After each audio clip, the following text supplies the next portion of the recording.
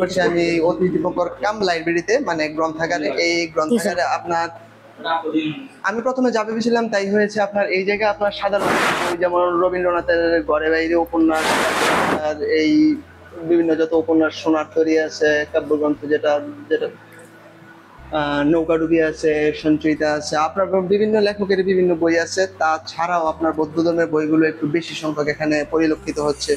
দিব্যলয় দীপ্ত, দেবপ্রিয়, বৌদ্ধ দর্শন, তত্ত্ব ও যুক্তি, ডক্টর এম মতিউর রহমান। ইসলাম ধর্মের লেখক যিনি, তিনি হলেন ইসলাম, যা মনে হলো। ডক্টর এম মতিউর রহমান, তিনি কি বৌদ্ধ? মানে উনি লিখছেন। হ্যাঁ, উনি লিখছে, এটি আমি বললাম আর কি। দারুণ, অসাধারণ। আর এখানে বিদায় বেলা উনি আমাকে একটা দাওয়াত করতে চাই, ওইটা দেখেন কি, এই যে অতীশ দীপঙ্করের জীবনী এবং ওনাদের একটা ভিজিটিং কার্ড। উনি কি আপনার ধর্মগুরু না? হ্যাঁ হ্যাঁ। থেরু, ওর নাম্বার ও পূর্ণানন্দ থেরু না, করুণানন্দ থেরু। অতীশ উনি কি দীপঙ্করের এখানকার প্রধান? এখানকার প্রধান। হ্যাঁ হ্যাঁ। আপনাদের বাসাটা কি রাঙা না চাকমা? চাকমা। চাকমা? আপনি কি চাকমা উপজাতি না? হ্যাঁ হ্যাঁ। উনি একটা চাকমা উপজাতি। সাক্ষাৎ পেয়ে খুব ভালো লাগলো।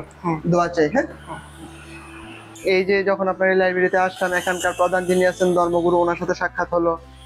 উনি এই বাচ্চাটাকে দিয়ে আমাকে এটা দিয়ে দাওয়াত করেছে। ওনারা ঠিক করেছে আপনার 1 নভেম্বর কঠিন চিবরদান উৎসব হবে, এখানে দাওয়াত করেছে। দেখি তখন আসতে পারি কিনা। আসলে ইনশাল্লাহ এখানে আবার সাক্ষাৎ হবে আপনাদের সাথে।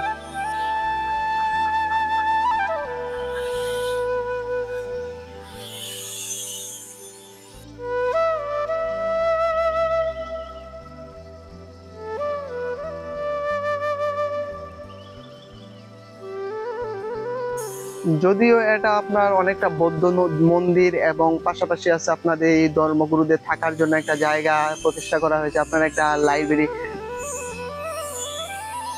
মোটামুটি ভাবে বলা যায় এটা একটা উপাসনালয় বৌদ্ধ ধর্মের। তারপরও আপনার এই জায়গায় অনেকটা দেখা যায় যে পার্কের মতো একটা পরিবেশটা খুবই শান্ত, ঠান্ডা,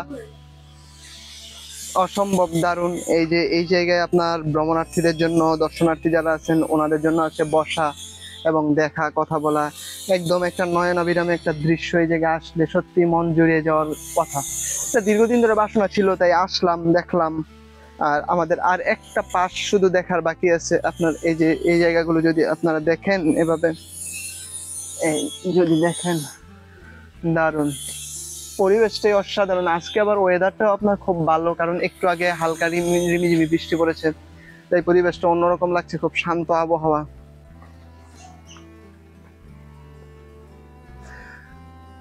প্রায় 1 ঘন্টার মতো এটা ঘুরে ঘুরে দেখলাম, খুব ভালো লাগলো, পরিবেশটা খুবই সুন্দর। আর বিদায় বেলা আপনাদেরকে একটা কথা বলি, এইটা আমাদের C the world YouTube channel সহ সি দ্য ওয়ার্ল্ড এই একই নামে আপনার ফেসবুক পেজে আপলোড করা হয়। এটা যদি দেখে আপনাদের কাছে ভালো লাগে, আপনারাও এসে ঘুরতে পারেন, দেখতে পারেন, খুবই সুন্দর একটা পরিবেশ। আর যদি এটা দেখে যদি ভালো লাগে, তাহলে যদি কেউ ইউটিউব থেকে দেখেন তাহলে অবশ্যই সাবস্ক্রাইব করবেন, লাইক করবেন। এবং কমেন্টের ক্ষেত্রে আমরা সবসময় আপনাদেরকে বলি যে নেতিবাচক কমেন্ট আমরা সদানন্দে গ্রহণ করি। যে কোনো ধরনের ভুল ত্রুটি যদি থাকে সেটা আপনারা বলবেন, কমেন্ট বক্সে জানিয়ে দেবেন। এবং বাংলাদেশ ও পৃথিবীর আনাচে কানাচে যারাই বাঙালি আছে, প্রবাসী আছে, ওনাদেরকে দেখার সুযোগ করে দিন শেয়ার বাটনের মাধ্যমে। আর যদি কেউ ফেসবুক থেকে, পেজ থেকে দেখে থাকেন তাহলে অবশ্যই ফলো দেবেন। তাহলে আজকের মতো এখান থেকে বিদায় নিচ্ছি। ধন্যবাদ সবাইকে।